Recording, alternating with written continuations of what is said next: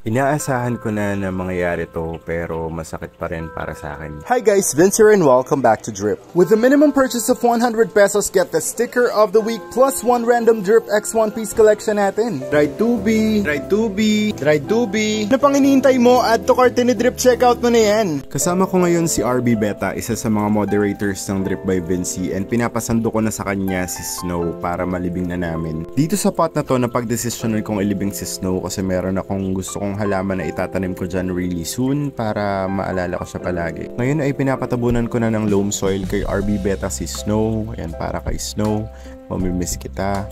Thank you so much sa napakaraming happy memories with you.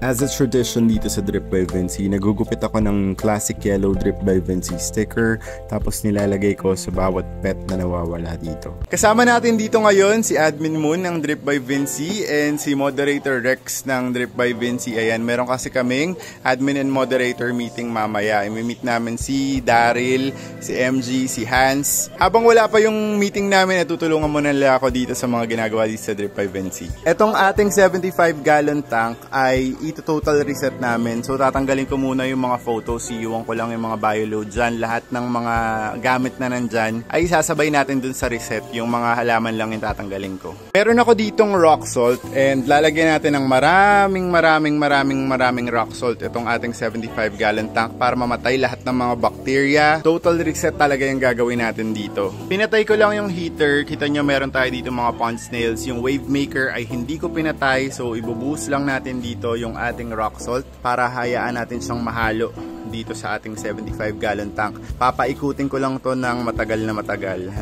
Feeling mo gumagawang salt water tank po. Or rock salt pa para dito sa ating 75-gallon tank. Pangalawang measuring cup ko na to. So nasa 1,000 grams sa siguro ng rock salt yung nailagay ko. Hayaan ko lang siyang humalo pati doon sa ating mga bioload dito para kung anumang bacteria yung meron ay deads na deads talaga. Nahayaan ko lang ma-dissolve dito yung rock salt sa ating 75-gallon tank. Mag-circulate to ng maayos. Baka balikan ko na lang to bukas para mag-total reset tayo.